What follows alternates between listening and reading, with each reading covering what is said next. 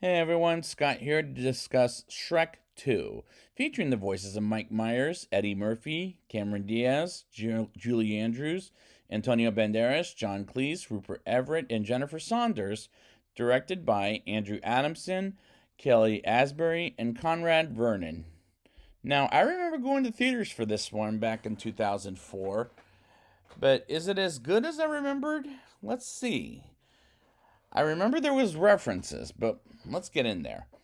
We get a narration of Prince Charming, voiced by Rupert Everett, as he's trying to rescue Princess Fiona, returning voice of Cameron Diaz, but he's too late as was already rescued by Shrek, returning voice of Mike Myers in the last movie, and the big bad wolf tells him he's on their honeymoon. And I'm sorry, but I have to be honest, he called himself handsome, and whoever calls himself handsome can't fool me, as that person may be ugly, in my opinion, anyways. While on their honeymoon, Shrek and Fiona have a picnic and have a Lord of the Rings flashback with the ring that has a marking saying "I love you" versus slipping the ring going in the finger, and have a upside down kiss, like in the original Spider-Man with Tobey Maguire, as that was popular back then. And I like those references, but the music choice was not a great song, in my opinion. When they get home, Donkey, returning voice of Eddie Murphy, is there to welcome them home as they want to be alone until Donkey finds King and Queen's guards bringing an invitation to a ball for their marriage, but Shrek doesn't want to go because of his past. But Fiona and Donkey talk him into going while the fairy tale creatures watch the house and they ride with. And Donkey is honestly kind of annoying in this movie, while he's annoying Shrek and Fiona, but the character annoyed me more than he did last time. They arrived to far, far away and introduced Shrek and Fiona to her parents, Harold and Lillian, voiced by John Cleese and Julie Andrews. And Shrek and Harold don't like each other at first, as they argue over the dinner table, as they're introduced to Donkey at the dinner table, and this scene is terribly awkward.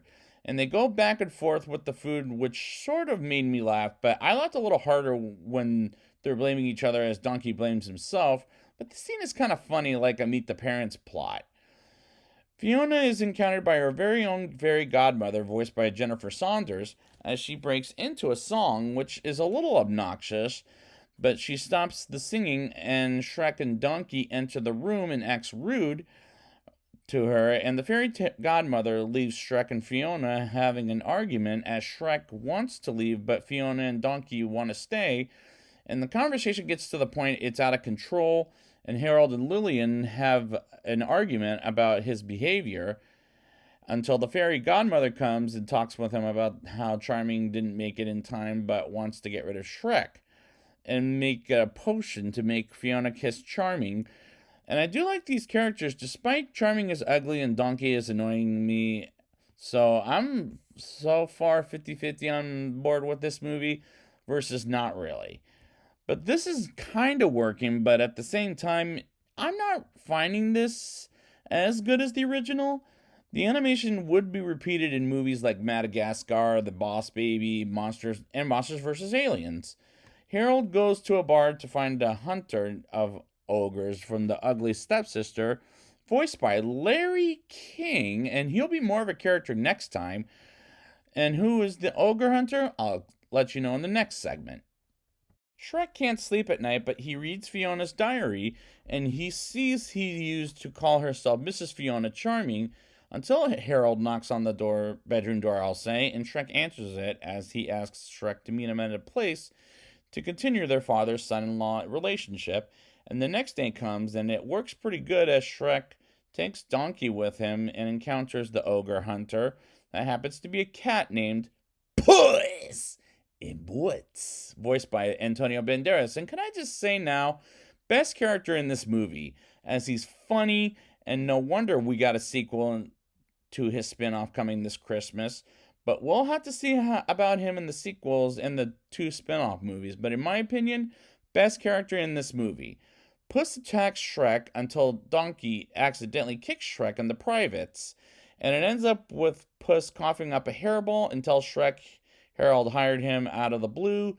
And Shrek has the card that says happy as a tear away. and asks Donkey to cry, and Puss makes him cry as Shrek and Donkey decide to take Puss, and as he admits he misjudged Shrek, and makes the cute face and purrs, and they take him with them. Well, Donkey is jealous, and I like the face Puss makes. It's pretty cute.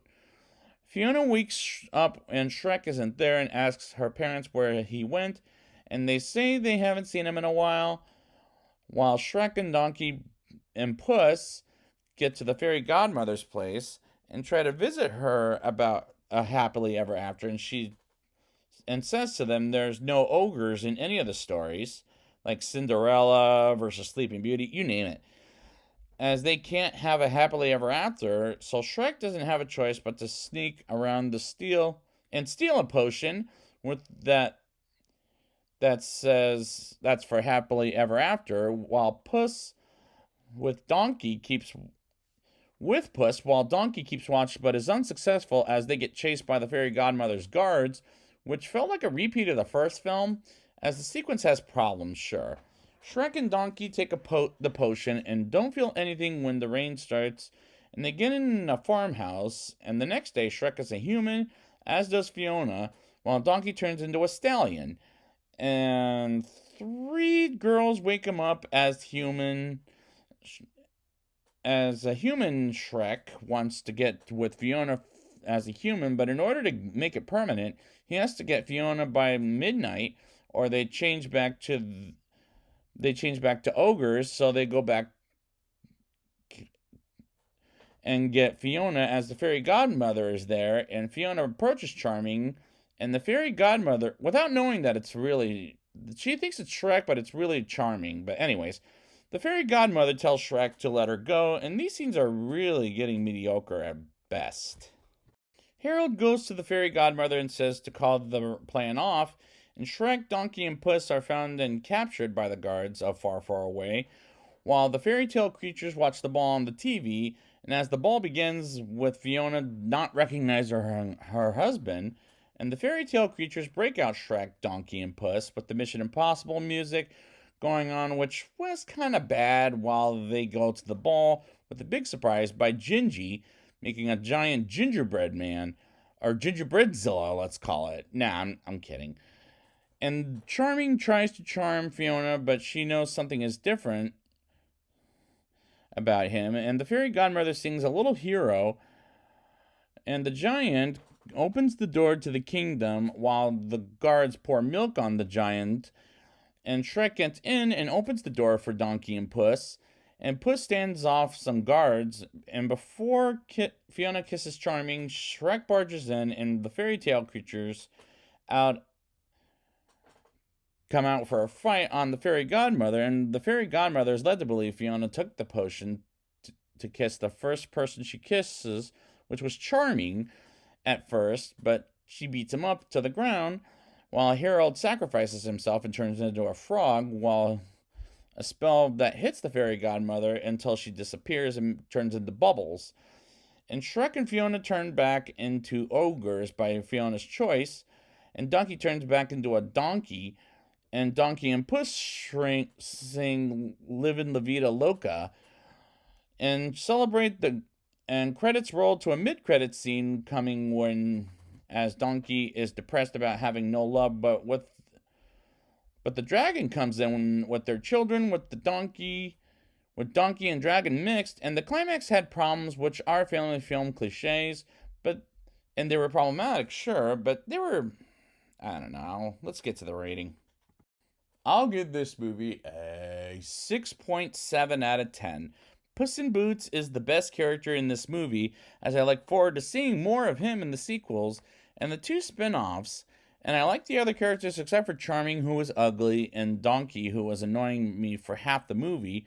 And the animation is good, but it will be unfortunately taken in other movies. I do like the references from other movies, like the original Spider-Man to The Lord of the Rings, as those were pretty funny in the scenes, as I saw an Alien reference at one point, while I don't care for some of the humor. And there's a few things that were funny, but overall, didn't find this as funny as the first movie. The first half I thought was better than the second half, as the second half had problems for sure. But this isn't as good nor as funny as the original, but it is a good movie, not a great movie, as this is recommendable for the whole family. So I'd like to thank you guys for joining me, and next time I will be back with Shrek the Third. And until then, Shrek and Fiona live a happily ever after.